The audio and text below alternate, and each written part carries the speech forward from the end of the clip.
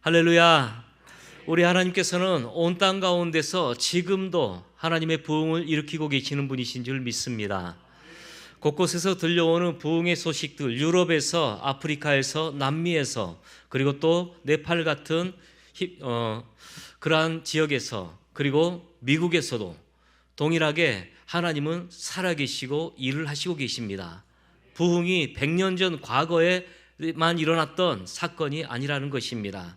왜냐하면 우리 하나님은 지금도 살아계시기 때문인 줄 믿습니다. 사랑하는 성도 여러분, 하나님은 모든 사람이 복을 누리며 살기를 원합니다. 기독교는 축복의 종교인 줄 믿으시죠? 성경 곳곳에는 복이 있는 자는 복의 근원, 복을 받으리라 라는 말씀으로 가득 차 있습니다. 하나님께서는 우리 모두가 삶 속에서 형통하고 복된 인생을 살기를 원하십니다. 하지만 우리가 꼭 기억해야 할 한 가지 진리가 있습니다. 무엇이겠습니까? 그 복은 오직 하나님으로부터 오는 복이라는 것입니다. 하나님만이 복의 근원이라는 것입니다. 그분만이 진정한 복을 주시는 분이십니다. 그렇지만 세상은 어떻습니까? 하나님이 아닌 그 복을 찾기 위해서 지금 이 시간에도 세상을 헤매고 다니는 사람들이 있습니다.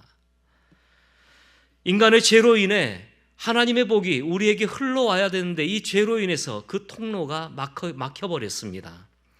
복의 근원이신 하나님과 복을 받아야 할 인간 사이의 관계가 죄로 인해 깨어져 버린 것입니다.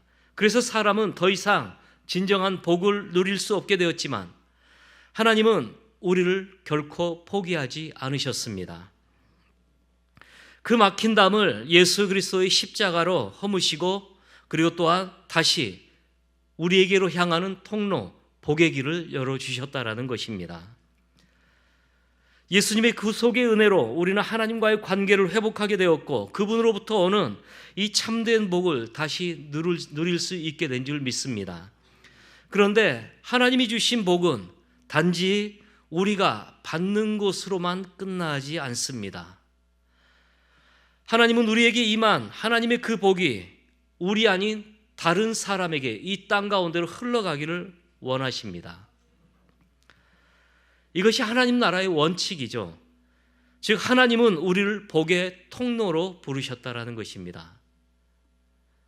이것이 바로 하나님의 부르심이며 우리가 이 땅 가운데 존재하는 이유 중에 하나라고 믿습니다.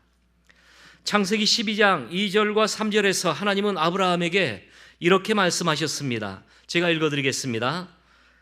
내가 너로 큰 민족을 이루고 내게 복을 주어 내 이름을 창대하게 하리니 너는 복이 될지라. 너를 축복하는 자에게는 내가 복을 내리고 너를 저주하는 자에게는 내가 저주하리니 땅의 모든 족속이 너로 말미암아 복을 얻을 것이라 하신지라. 이 말씀 속에는 이 말씀을 통해서 하나님께서 놀라운 약속과 복을 주시고 계시는데 이 말씀 속에는 두 가지의 복이 있습니다. 첫 번째는 상단 축복이라고 얘기할 수 있는데 즉 내가 너에게 복을 줄 것이다라는 약속입니다. 우리가 하나님의 자녀로 살아갈 때 하나님은 반드시 우리에게 복을 주십니다. 믿으십니까? 예수님께서 베드로에게 그러셨죠. 하루는 궁금했습니다. 제자들에게 물었습니다. 세상 사람들이 나를 누구라 하더냐? 그래서 제자들이 얘기합니다. 더러는 엘리야요 또는 세례 요한이요 또는 뭐라고 합니다. 그래서 궁금했습니다. 그렇다면 너희는 나를 누구라 하냐?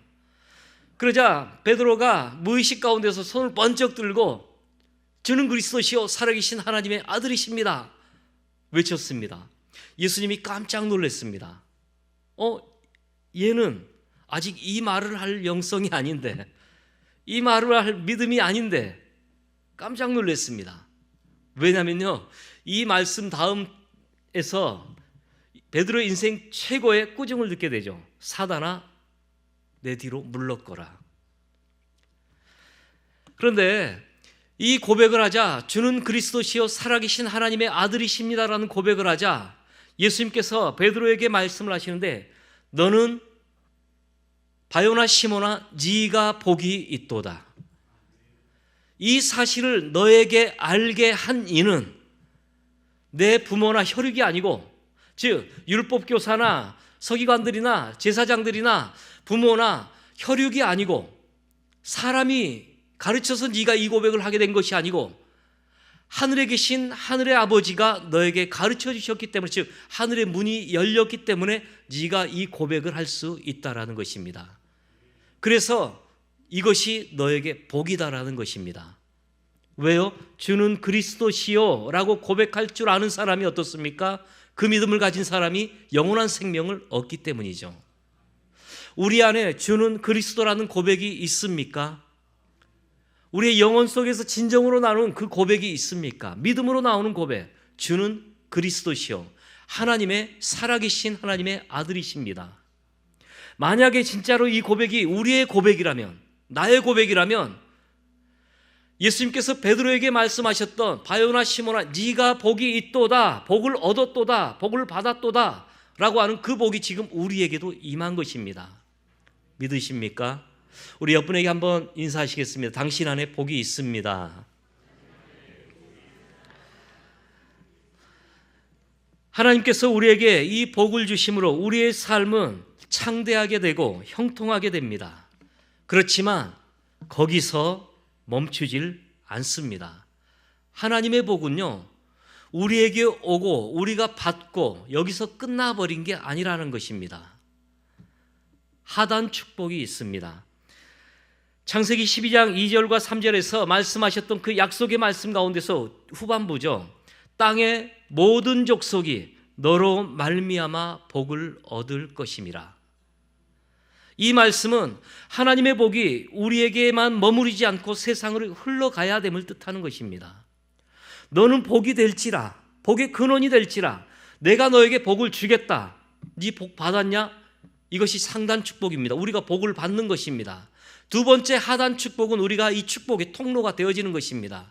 내가 받았던 복을 이 땅 가운데 흘러 보내는 것이죠. 하나님 나라의 원리는 흘러가는 복입니다. 인간 나라, 세상의 원리는 무엇입니까? 움켜쥐는 것이죠. 물이 고이면 썩고 흘러야만 생명이 유지되듯이 복도 흘러가야 됩니다. 복이 흘러가지 않는다면 결국 내 안에 머문 하나님의 축복은 부패하고 오히려 나를 해치게 됩니다. 그래서 하나님은 우리에게 받은 복을 흘러보내라고 명하십니다. 이것이 우리의 사명이며 부르심의 이유인 줄 믿습니다. 신명기서에서 하나님께서 명령하신 율법이 하나가 있습니다.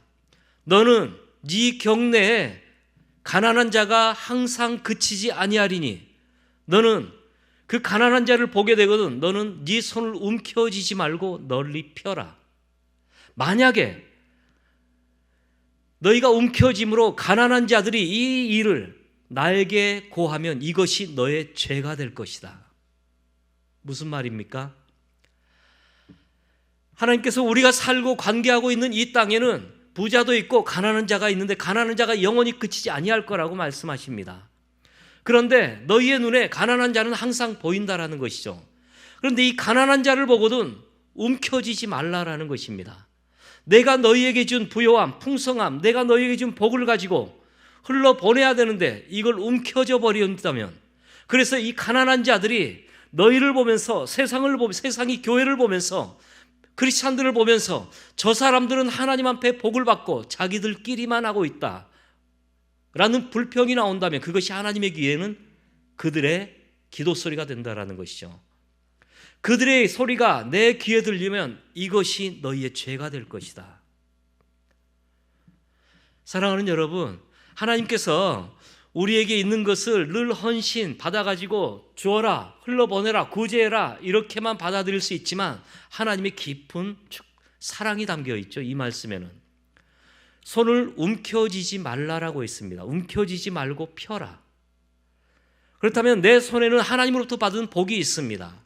내가 움켜쥐지 않고 하나님이 나에게 주신 걸 말씀대로 세상을 향해 흘러보내기 시작한다면 나에게도 필요하지만 그래도 하나님께서 마음을 주신다면, 흘러 보낸다면 내 손은 비게 마련입니다. 맞습니까? 비어있게 마련입니다. 그런데 우리 하나님은 어떤 분이십니까? 비어있는 곳에 채우시는 하나님이십니다. 믿는 자에게 비어있는 곳에 주시기를 원하시는 하나님이십니다. 하나님은 우리에게 너에게 더 큰 것으로 주고 싶다. 내가 너에게 준 것을 흘려보내라. 그리고 더 큰 걸 받아라. 움켜쥐지 말고 네 손을 펴라라고 하신 것이죠. 그런데 우리는 이 하나님을 신뢰하지 못하고 움켜져 버립니다. 선교학적으로 통계 자료가 있습니다. 2000년도에 나왔던 자료인데 전 세계에 기근과 또한 굶어 죽는 사람이 참 많죠. 그런데 이 사람들이 전 세계 그리스도인들이 0.001%만 자기 소득의 11조 0.001%만 그들을 향해 구제 헌금으로 흘려보낸다면 전 세계에는 가난한 자가 없어진다고 합니다. 사랑하는 여러분, 우리는 이 땅 가운데 흘러보내야 되는 부르심 가운데 있는 사람들인 줄 믿습니다. 그럴 때 하나님은 더 좋고 더 새로운 것으로 계속 우리에게 공급해 주시는 하나님이심을 믿으시기 바랍니다. 왜요? 우리 하나님이 그런 하나님이시기 때문입니다.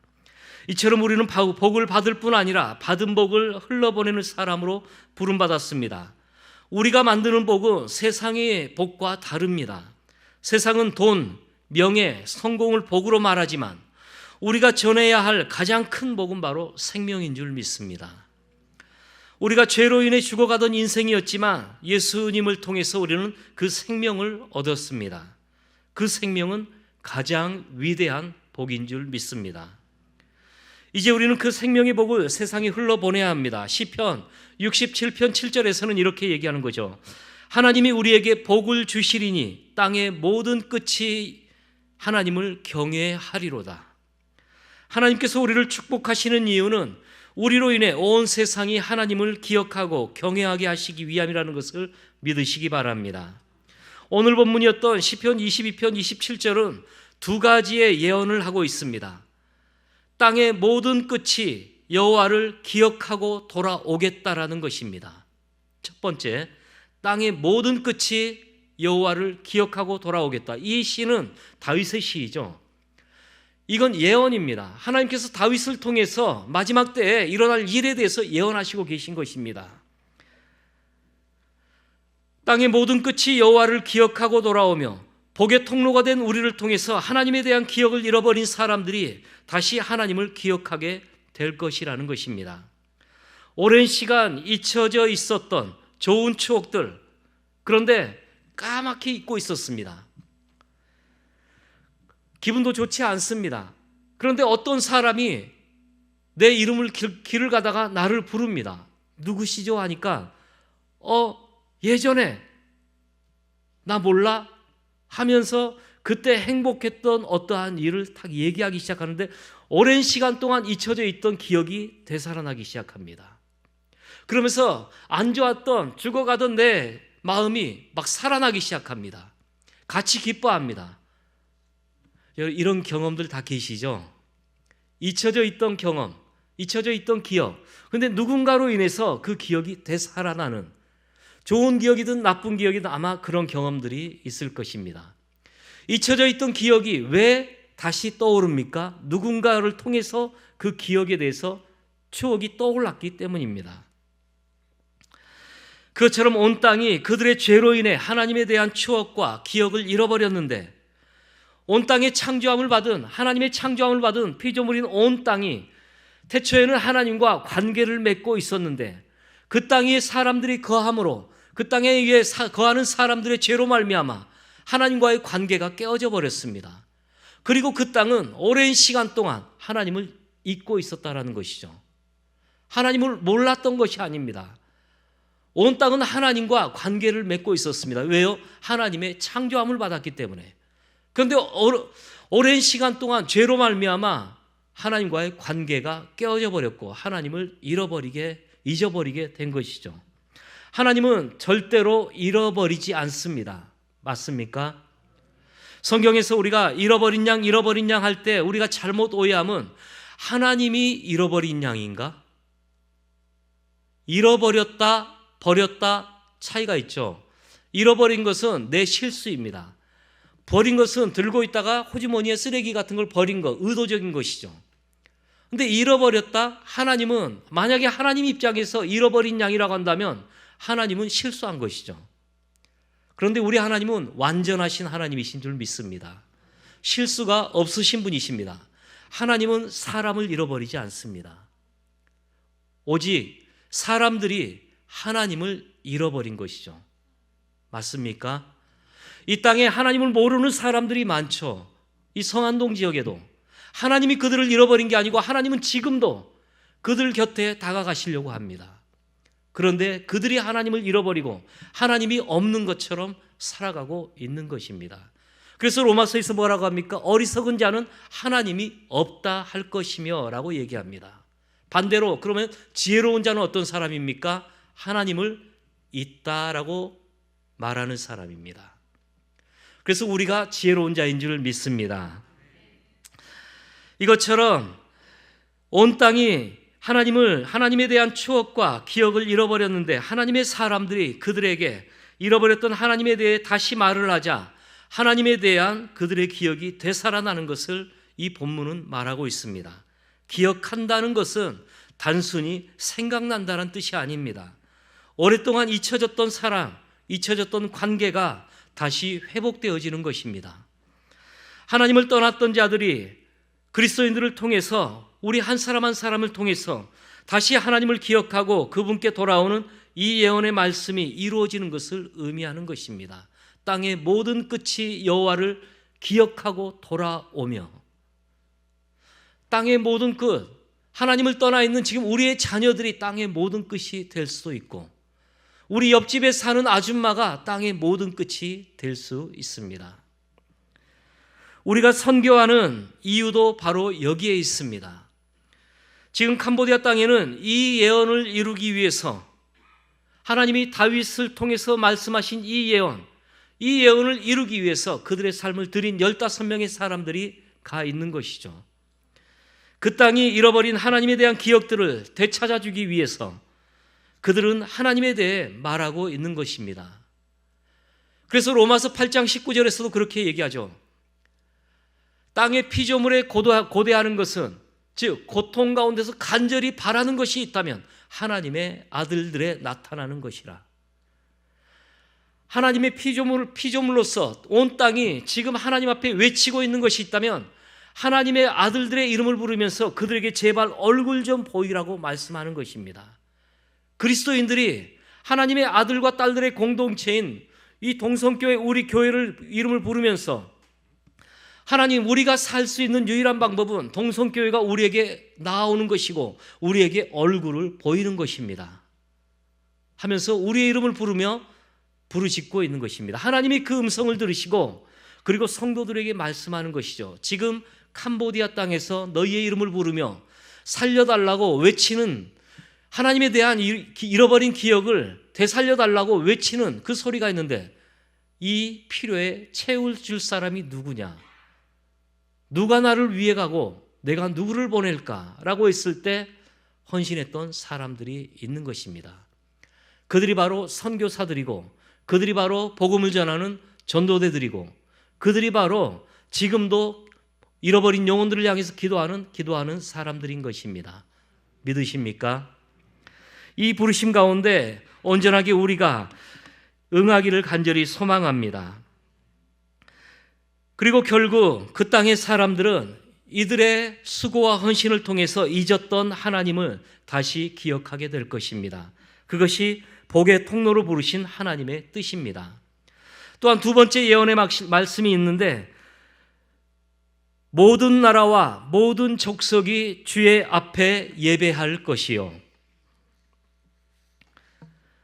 모든 나라와 모든 족속이 주의 앞에 예배할 것이요. 하나님을 잃어버렸던 기억을 되찾고 온 땅이 하나님 앞에 돌아와서 하는 일이 있는데 하나님 앞에 예배할 것이라고 말씀하고 있습니다. 하나님의 최종적인 비전은 바로 온 세상이, 온 피조물이, 온 피조 세계가 하나님을 예배하는 것입니다.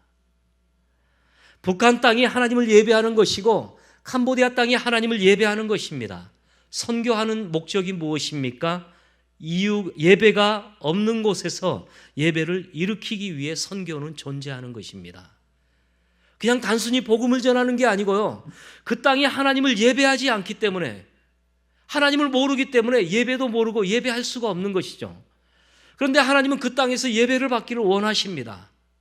그 땅의 피조물, 하나님이 창조한 피조물들이기 때문에. 그런데 그들은 지금 하나님의 이 필요를 채워줄 수가 없어요. 하나님을 잃어버렸습니다. 예배를 모릅니다. 그럼 누군가는 이 필요를 채워지기 위해서 누군가는 하나님의 마음을 시원케 하는 자들이 있어야 된다는 것이죠.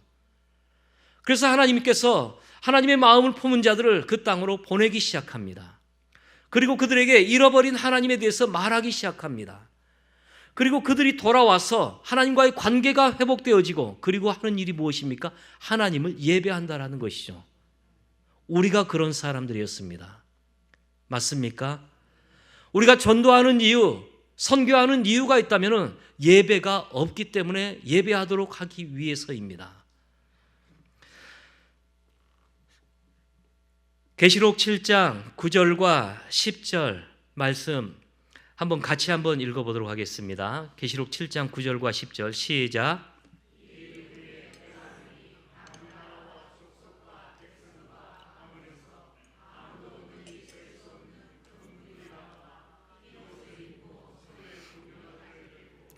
보좌 앞과 어린 양 앞에 서서 외치되 구원하심이 보좌에 앉으신 우리 하나님과 어린 양에게 있도다 하니. 아멘. 이 예배의 현장 가운데 우리가 있기를 소망합니다. 우리 교회의 모든 성도들이 저 현장 안에 들어가 있기를 소망합니다. 사도 요한이 반모섬에서 유배 생활을 하던 중에 보았던 이 환상, 마지막 때에 있을 위대한 예배의 장면입니다. 사도 요한이 보았던 환상입니다. 하나님이 이 일을 이루실 것입니다. 마지막 때에 뭐라고 합니까? 이 일 후에 각 나라와 족속과 백성과 방언에서 아무도 능히 셀 수 없는 큰 무리가 나와 흰옷을 입고 손에 종려가지를 들고 보좌 앞과 어린 양 앞에 서서 예배를 드리는데 이렇게 고백합니다. 구원하심이 보좌에 앉으신 이와 우리 하나님과 어린 양에게 있도다. 우리는 마지막 날 이 찬양을 드리게 될 것입니다. 모든 그리스도인들은 이 예언이 성취되기 위해서는 반드시 이 가사로 노래를 부르게 되어 있습니다. 구원하심이 보좌에 앉으신 우리 하나님과 어린 양에게 있도다. 이 가사가 들어간 찬양을 우리는 하나님과 어린 양 앞에 서서 마지막 때 반드시 부르게 되어 있습니다. 그것도 어디서요? 각 나라와 족속과 백성과 방언 가운데서 나와 함께 모인 수많은 셀 수 없는 큰 무리 가운데 거기에 서서 우리가 그곳 가운데 함께 있기를 간절히 소망합니다. 그렇다면 각 나라와 족속과 백성과 방언이 무엇입니까? 각 나라 현재 UN 가입국은 193개국입니다. 자막 좀 띄워주시겠습니까? 유엔에 가입되어 있는 나라는 지금 공식적으로 193개국입니다. 그런데 가입되지 않은 나라들도 있죠. 그 나라들까지 합치면 전 세계 245개 나라 정도라고 합니다.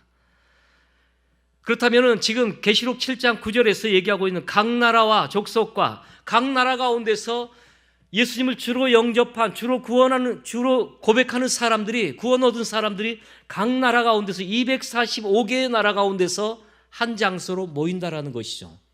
하나님을 예배하기 위해서. 족속이 있습니다. 전 세계 가운데 족속이 2만 4천 종족이 있습니다. 민족이라고 얘기하죠. 2만 4천 종족입니다. 우리나라는 몇 개의 종족입니까? 한 개입니다. 유일민족이라고 얘기하죠. 한 개, 한민족. 일본만 해도 다양한 족속들이 있죠. 미국은 수천 개의 종족이 그 안에 있습니다. 중국도 수천 개의 종족이 그 안에 있습니다. 한 나라를 이루고 있습니다. 전 세계 2만 4천 종족이 지금 존재하고 있는데 이 2만 4천 종족, 어떤 종족은 우리처럼 한 나라 안에 국한되어서 살고 있기도 하고 또 파키스탄의 프리스틴 종족 같이 어떤 종족은 여러 나라에 흩어져 가지고 인도에도 살고 티베트에서 살고 그리고 또한 파키스탄에서 살고 이렇게 흩어져 살기도 합니다. 그처럼 이 2만 4천 종족에게 복음이 다 전해져야 세상 끝은 오게 되어 있습니다. 그런데 지금 20세기 들어가지고 20세기, 21세기 들어가지고 이 복음이 정말로 이제까지 2000년 동안 복음이 전파되어지는 속도보다 지금 1900년대부터 지금까지 2000년대까지 지난 100년 동안 복음이 전파되었던 속도가 훨씬 더 빠르다라고 선교학자들은 통계를 얘기하고 있습니다. 1989년도에 11,000 종족이 남았었습니다. 13,000 종족에게 복음이 이루어졌습니다. 그리고 2006년도에는 3,500 종족이 남았습니다. 그리고 현재는요 1,600 종족이 남아 있습니다. 이 1,600 미전도 종족들에게 복음이 전파되어지기를 간절히 소망합니다. 사랑하는 여러분, 우리 다음 세대들, 청년들, 그리고 또한 청소년들, 아동부, 유치부, 그리고 또 우리 이제 은퇴하신 분들 중에서도 하나님의 마음을 품고 하나님이 마음을 주시면 이 미전도 종족에게로 나아가서 하나님의 이 말씀, 이 예언을 이루기 위해서 헌신하는 무리들이 일어나기를 기도해 주시기 바랍니다. 백성, 각 나라와 족속과 백성이라고 했습니다. 백성은 인구를 얘기하는 것이죠. 우리나라는 5천만이 넘는 인구를 가지고 있습니다. 일본은 1억이 넘는 인구를 가지고 있죠.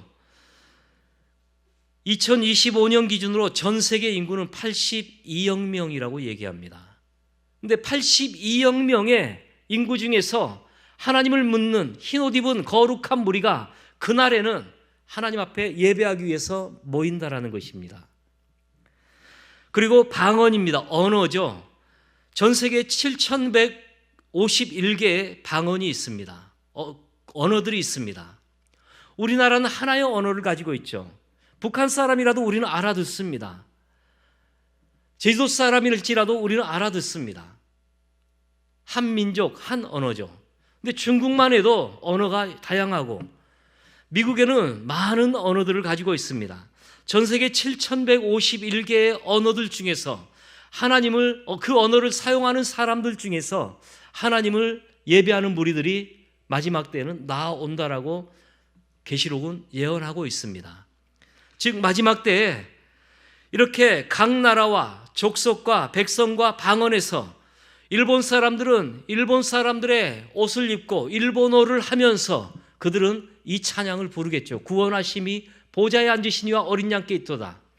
미국인들은, 미국 종족들은, 미국 사람들은, 또한 유럽 사람들은 영어를 쓰는 영어권에서는 영어를 사용하면서 그리고 그들의 옷차림을 옷을 입고서 하나님 앞에 나와서 영어로 구원하심이 보좌에 앉으신 이와 이 찬양을 하게 될 것입니다. 아프리카의 우간다 사람들은 우간다어로 이때 하나님 앞에 나와서 그들의 의상을 입고서 그들의 춤을 추며 그들의 문화로 그리고 그들의 언어로 구원하심이 보좌에 앉으신 이와 이렇게 찬양을 하게 될 것입니다. 한 번은 그렇게 한 적이 있습니다. 좋으신 하나님, 좋으신 하나님, 이거는 만국 공용 찬양입니다. 모든 나라가 다 합니다.